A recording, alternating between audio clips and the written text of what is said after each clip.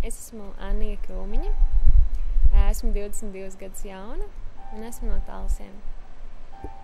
Tas noteikti ļoti krasi izmainīja manu dzīvi, un tas pirmkārt jau ļoti lika pieaugt, jo šī trauma, ko es gūtu, tas notika 18 gadu vecumā.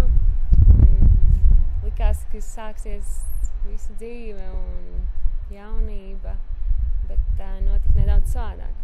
Patiesībā bija jau diezgan smagi, bet tas jau viss tikai un vienīgi lika man augt un pieaugt, un tāpēc arī brīžiem man liekas, ka es esmu krietni vecāka nekā es patiesībā esmu, jo tik daudz lietām ir nācies iet cauri, un tas, protams, darīs man tikai stiprāku.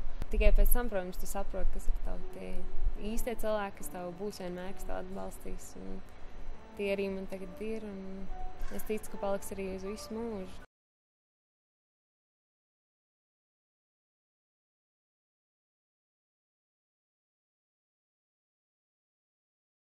Un svarīgākais jau, protams, ģimene un ģimenes atbalsts, jo ģimene manā dzīvē ir darījusi ļoti daudz. Es pat nekad nespēju izteikt tik daudz.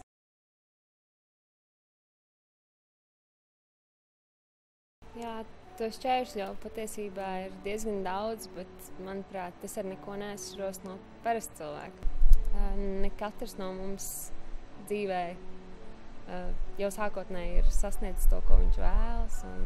Daudziem, protams, ļoti daudz lietas tiek iedotas, bet daudziem tiek ņemts. Tāpēc es domāju, ka tas, ka man tās lietas ir atņemts, tas ir viens no maniem lielākajiem ieguvumiem. Ļoti bieži sabiedrības viedoklis, ar ko nāks cīnīties, un kas man ir liels prieks, ka es to arī dažkārt varu mainīt. Un tiešām liek cilvēkam aizdomāties, ka patiesībā dzīve ratiņkrēslā nav tik briesmīga. Man liekas, ka tas, ko, teiksim, es varu darīt, ka es varu kaut vai mūsu paudzei pierādīt un parādīt, ka tā ir pavisam normāla lieta, ka par to ir jārunā, ka ir jāpielāgo, ka visiem ir jādara pieejams šīs vietas, ka šķēršļi jau ir tik daudz, ka viņas nekad nesalasīt un nesaskaitīt.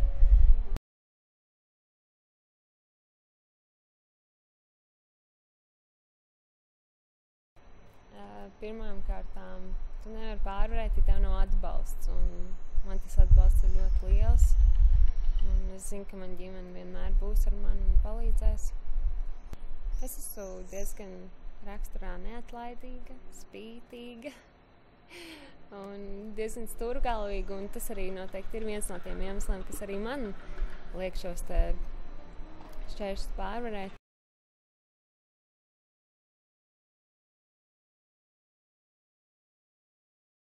Spilgtākās īpašības, kas man piemīt, ir tā labestība, pozitīvisms, mīlestība.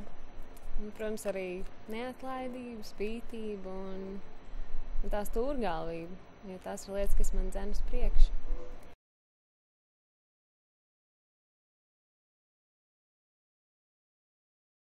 No spilgtākajiem piemēriem šeit ir parabobslejs. Protams, nācās strādāt gan fiziski, gan garīgi, un nācās ļoti tieši cīnīties ar tām bailēm, kas man bija, un ar gumiju lekt. Es ceru, ka kādreiz pakāpšos to solīt un arī izlekšu ar izpletni. Es katru dienu sev mēģinu pilnveidot. Es katru dienu mēģinu darīt kaut ko jaunu, vai arī, protams, darīt lietas, kuras man ļoti labi sanāk, un kas man vienkārši rada prieku.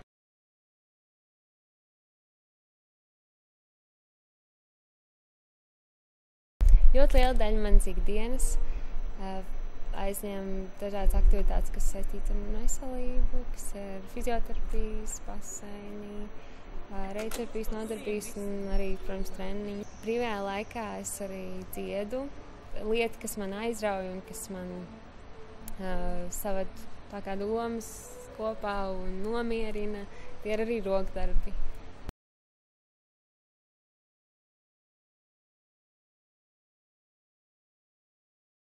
Mērķtiecība, tāpat uzmanība lietām, tāpat saskarsme ar citiem cilvēkiem, jo vienmēr mēs varam būt laipnāki, vienmēr mēs varam būt uzmanīgāki pret citiem un iejūtīgāk.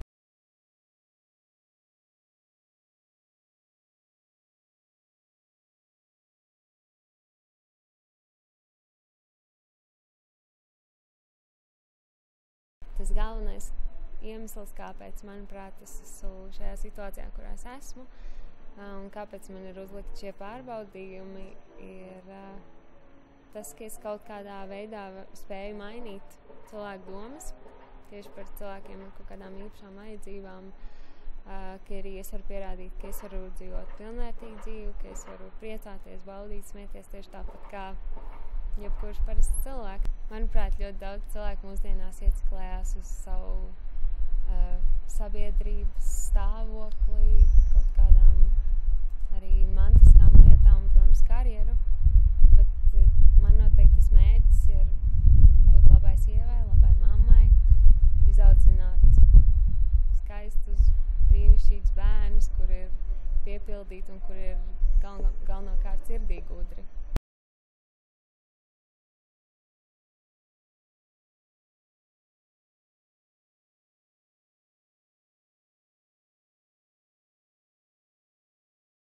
Manuprāt, tas galvenais, kas ir jāatcerās, ir tas, ka gan es, gan vispārējie cilvēki man apkārt ir cilvēki. Un es esmu tieši tāds pats cilvēks kā viņi. Tas, ka man ir kaut kāds ierobežots kustības vai es nespēju veikt kaut kādas noteiktas funkcijas, tas nenozīmē, ka es neesmu cilvēks. Lielākais padoms, ko es iespējams varētu dot, ir tā ticība. Jo bez ticības nekas nenotiek. Un, ja tu tici sev, tu jūties, protams, pārliecināts par to, ko dari, un tev šie darbi arī veids. Galvenais padoms noteikti ir ticēt sev. Jo mēs sievietes spējam ļoti daudz, un es arī katru dienu pierādu sev to.